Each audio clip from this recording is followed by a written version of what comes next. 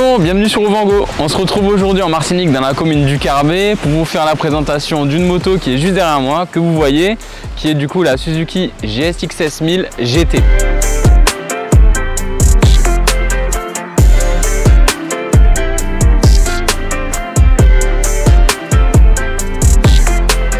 Cette GSX-S, elle part d'une base que vous connaissez déjà, qu'on a déjà présentée d'ailleurs sur la chaîne Ovango dans la version A2 et la version normale. Donc on avait présenté le GSX-S 950 sur lequel j'avais fait la présentation, et vous avez aussi le GSX-S 1000 en Roadster qui est disponible en essai, fait par mon ami Eric. Donc vous pouvez le retrouver directement sur la chaîne. Donc c'est un dérivé, voilà, de cette Roadster qui a été retravaillé pour la transformer en GT. Donc cette 1000 GT qui prend la relève de la GSX-S 1000F qui était à l'époque, on va dire plus un roadster caréné qu'une GT. Là c'est vrai que du coup Suzuki a travaillé pleinement la modification de ce véhicule pour le transformer dans un vrai GT. Donc l'esthétique de notre GSX-S 1000 GT, parlons-en tout de suite. On va commencer tout de suite par la face avant. La face avant qui dispose de deux optiques, un petit peu comme sa petite sœur en roadster. Les deux optiques sur le roadster par contre sont superposées. Là on est sur deux optiques qui sont décalées de gauche et de droite, de part et d'autre, avec une belle petite signature lumineuse sur le dessus, et bien évidemment les optiques sont à LED, et on retrouve sur le côté aussi des clignotants qui sont dans la même technologie, qui sont aussi à LED. Donc autour de ce phare on va retrouver donc des carénages qui vont avoir un style un petit peu aérodynamique. On a presque l'impression de voir des appuis en fait, des ailettes aérodynamiques pour pouvoir poser le véhicule. C'est assez sympa. Je ne sais pas si réellement ça a une vraie utilité, parce que c'est pas on n'est pas sur une sportive ou une hyper sport, mais ça donne un petit look agressif et assez sympa au véhicule en fait. Ensuite on va monter sur la bulle qui n'est malheureusement pas réglable ni en inclinaison ni en hauteur. C'est un petit peu dommage pour un GT qui a quand même une utilité route. Elle sera disponible en option sur une version un petit peu plus haute, et je pense que ça serait pas de trop réellement de pouvoir investir et mettre en place cette bulle haute. Alors ensuite on va passer sur les rétroviseurs qui sont bien larges, qui n'ont pas de vibration, qui vont être assez faciles à replier en utilisation, même en roulant à une main c'est relativement facile. Donc ils sont larges, on voit bien derrière, il y a zéro vibration. Le petit défaut qu'on va quand même leur donner, c'est dans les bouchons. On peut avoir un petit peu de gêne pour passer entre les voitures. Après on va les fermer, c'est pas un problème, mais c'est vrai que de toute façon c'est pas l'utilisation première d'une GT de rouler en ville et de faire des bouchons. Ensuite on va passer sur le guidon, donc guidon street, qui va donner une position de conduite assez confortable, assez agréable. On a des pontées qui vont être rehaussées, qui vont permettre d'avoir une utilisation avec le dos relativement droit. On n'est pas trop sur l'avant, donc sur des longs trajets on gagne quand même en confort. Le compteur lui, donc grosse évolution par rapport au modèle Roadster. On est sur un écran TFT de 6,5 pouces couleur, qui est plutôt bien fait, facile d'utilisation et qui passe même automatiquement du contraste jour-nuit. Si vous roulez de jour ou de nuit, ça va changer le fond entre le blanc et le noir. C'est vraiment bien fait, c'est peut-être une amélioration qu'il faudra venir à mettre, je pense, sur le Roadster par la suite. Donc on retrouve la possibilité de changer les modes de conduite, le traction control, et aussi activer, désactiver le shifter. Donc c'est relativement simple. Sur le commodo gauche, on a une molette et un bouton OK retour. On va tout simplement jongler dans les menus, et avec la flèche de sélection, on va choisir mode ABC. Donc mode de conduite A, ça va être le mode le plus sportif. Le mode B va être un mode un petit peu plus souple. Le mode C sera un mode pluie. Par la suite, on peut aller sur le traction control qu'on va pouvoir régler sur un total de 5 niveaux, mais aussi la possibilité de le déconnecter. Et en complément, on aura aussi la possibilité de déconnecter ou de connecter le shifter. Donc ensuite à gauche du compteur on retrouve un petit port USB pour pouvoir brancher votre téléphone, qui se ferme et qui se rouvre avec un petit cache plastique tout simple.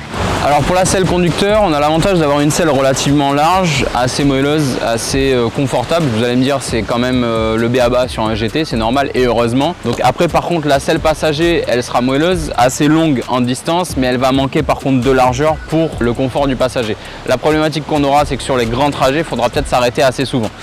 Après par contre les poignées elles sont quand même plutôt bien faites, plutôt confortables, et on a la possibilité en option, c'est pas de série, ça coûte quand même, voilà, ça vaut un petit prix, ça vaut plus de 1000 €, je crois qu'on a 1200 exactement, de pouvoir adapter des valises. Normalement c'est des valises de 35 litres qui sont assez spacieuses, dans lesquelles on peut rentrer carrément un casque intégral, et ça va jouer et aussi améliorer le confort d'utilisation qu'on retrouve sur un GT. Donc sous la selle on va retrouver la boucle arrière qui est plutôt sympa, c'est assez cool de l'avoir laissé apparente, elle est en treillis tubulaire. donc ça donne un petit peu d'agressivité au produit. Elle est de couleur grise, donc ça diffère aussi un petit peu des couleurs qu'on a dessus. Ça rappelle un petit peu justement un contraste avec les carters moteurs, c'est assez joli et je trouve que le choix de la boucle en tubulaire est plutôt bien. Et on termine du coup avec la partie arrière avec le feu et les clignotants qui seront aussi en technologie LED.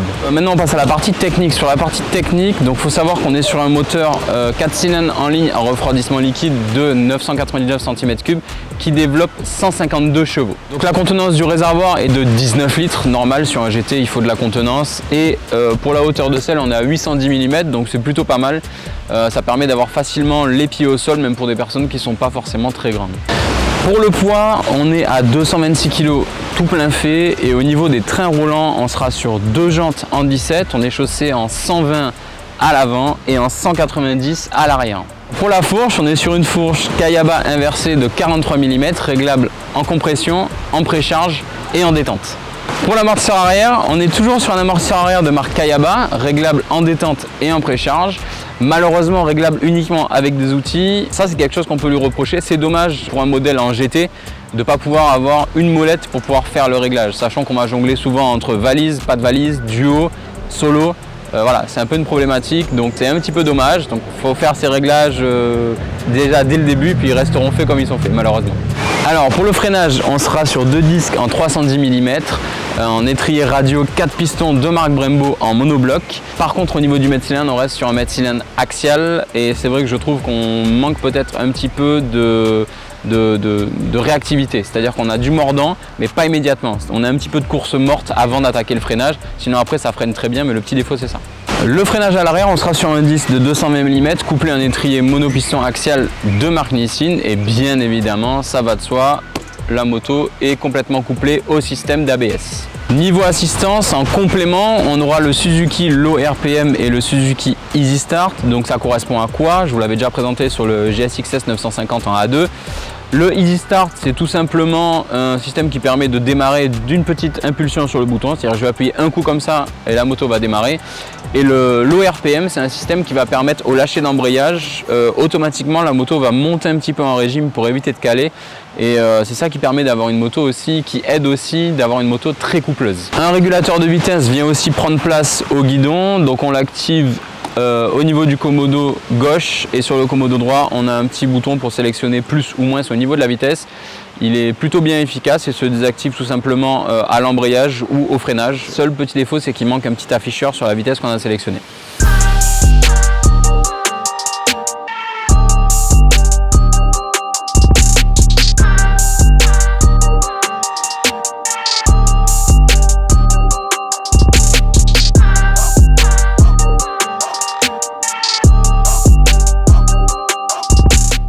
Donc nous voilà maintenant rendus à la fin de cet essai sur la Suzuki GSX-S 1000 GT. On va faire un petit bilan général. Déjà premièrement, personnellement c'est une moto que j'ai bien appréciée. Je ne suis pas forcément fan des GT, mais voilà, il y a là des agréments de conduite, de l'utilisation, des assistances qui sont plutôt pas mal. Et je pense que je ne dois pas être réellement le seul, même sans être fan de GT, à l'apprécier. Et donc je vais venir vous expliquer pourquoi. Donc d'un premier coup d'œil, on la retrouve quand même assez agressive sur la face avant. Elle a même tendance avec ses optiques à rappeler un petit peu le phare avant du R1 avec ses deux feux déportés un petit peu cyclope, un peu dans le genre il y en a un qui est allumé, l'autre qui s'allume après. Ça donne un petit look sympa hors du commun. On apprécie beaucoup aussi sa boucle en tubulaire, en treillis tubulaire, c'est très joli. La nuance qui va un peu avec les carters moteurs, c'est assez sympa. Le compteur c'est un gros point positif, il est de très bonne qualité, il est facile d'utilisation, il est joli. Franchement voilà, beaucoup de points positifs sur la petite accessoirisation. Le look après voilà, c'est vraiment une affaire de goût, on aime ou on n'aime pas. La face avant un petit peu écrasée, c'est un petit peu spécial, mais bon après on arrive quand même à s'y faire. Les rétroviseurs, bon, ils sont grands et pas forcément esthétiques, mais on est sur un GT donc il faut du confort et de la bonne visibilité. Mais voilà, en utilisation générale, c'est un produit esthétiquement qui est plutôt joli quand même et plutôt réussi. Au niveau utilisation, c'est une moto qui reste assez ferme, qui a un bon châssis, sans être pourtant trop rigide, parce qu'après, une moto trop rigide, c'est pas non plus hyper confortable. On a un amortissement de qualité, de toute façon, on n'a pas forcément trop le choix, c'est un GT, donc il faut du confort, parce que c'est une moto de route, hein, à proprement parler. On dispose de pas mal d'assistances qui sont vraiment bien fichues, le traction control réglable et désactivable, le shifter qui est super efficace, franchement on n'a pas besoin de forcer, on a juste à faire un petit appui, les vitesses passent, descendent, c'est vraiment confortable. Le freinage pareil de bonne qualité, les assistances au niveau de voilà, tout ce qui va être traction control, c'est vraiment bien fichu. Je trouve que c'est relativement une bonne réussite. La position de conduite aussi, agréable, le dos droit, un guidon un petit peu incliné vers l'arrière, vers le conducteur, donc ça donne un certain confort, on n'est pas trop en avant. Donc ça évite de forcer sur le dos, même en n'étant pas spécialement grand, on garde un confort. C'est une moto qui est assez polyvalente et qui va bien s'adapter à tous les gabarits. Qu'on soit grand ou qu'on soit de gabarit moyen, on sera quand même bien installé. On est droit en installation et quand même c'est vachement confortable. Dernier point et pas des moindres, le moteur. L'agrément de conduite il est vraiment génial. C'est une moto qui a beaucoup de couple. La chaîne d'embrayage, rien qu'en première, on sent qu'elle tracte, c'est vraiment un tracteur. L'avantage, on peut être en ville en 6e, on peut être à 40-50 km/h.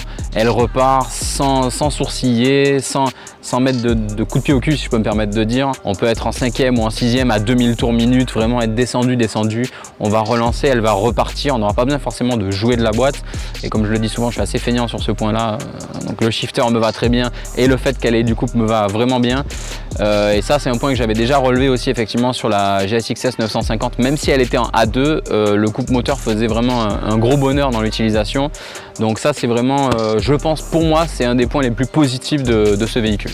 On va passer maintenant aux points positifs et négatifs. Donc pour les points positifs, j'en ai parlé juste avant, la qualité du moteur, la qualité de ses relances, de son utilisation, de son couple. Voilà, ça c'est pur bonheur, vraiment gros point positif. Autre point positif, la suspension. La suspension, la partie cycle et le freinage, voilà.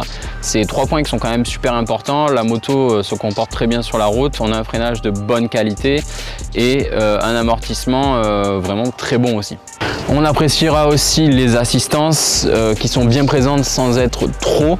C'est-à-dire que ce qu'on a dedans, c'est, je ne vais pas dire le strict minimum parce qu'on peut avoir moins, mais ça permet vraiment de se sauver sur certaines situations. Les assistances qui sont réglables et désactivables, ça c'est vraiment plutôt bien. Autre point positif, le shifter. Shifter up and down, franchement c'est un bonheur, il est très facile d'utilisation, on n'a pas besoin de forcer, on touche à peine la pédale, elle vient enclencher ou rétrograder les rapports, donc il est vraiment bien. Et le dernier point, toujours pas des moindres, le compteur. Voilà, compteur qui a été bien retravaillé, qu'on peut donner vraiment au point plus que positif par rapport au Roadster. Il est super efficace, facile d'utilisation. C'est un TFT, ça change du Roadster sur lequel on a un basique LCD qui est pas moyen, qui est bon, mais c'est vrai que celui-là, pour le coup, met un gros coup de pied sur celui du Roadster. Pour les points négatifs, il y en a quand même, il faut le dire. On va retrouver le manque de confort au niveau du passager. Voilà, comme je l'ai dit dans la présentation, la selle elle est assez longue, assez moelleuse, mais elle va manquer de largeur. Ça, c'est vraiment un petit souci qu'on peut lui donner. C'est un petit peu dommage de ne pas avoir une selle peut-être un petit peu plus large pour plus de confort. Le deuxième point, ça sera la bulle. Voilà, c'est vraiment dommage. On est sur un GT, on a besoin de protection, on fait de la route, on va faire des 300, 400, 500 km sur des grands trajets. Pas forcément ici en Martinique, mais les gens qui vont l'utiliser sur l'autoroute, je pense qu'on aurait eu besoin d'une bulle réglable. Sans forcément partir sur de l'accessoirisation. Voilà, même si elle n'était pas réglable en hauteur, mais au moins réglable en inclinaison pour avoir un meilleur flux de vent. Parce que là, c'est vrai que le problème, c'est qu'on prend tout par rapport à sa forme. On le prend directement dans le casque et dans les épaules. Donc, on se retrouve avec pas mal de bruit et de turbulence dans le casque. Pour pouvoir pallier à ce problème, c'est de la bulle en accessoire, malheureusement. On peut aussi lui reprocher le manque de rayons de braquage. Voilà, on manque un petit peu de rayons de braquage pour faire demi-tour. Sur place, dans des endroits un petit peu limites, c'est un peu compliqué. Après, c'est pas son utilisation première, c'est pas une moto de ville.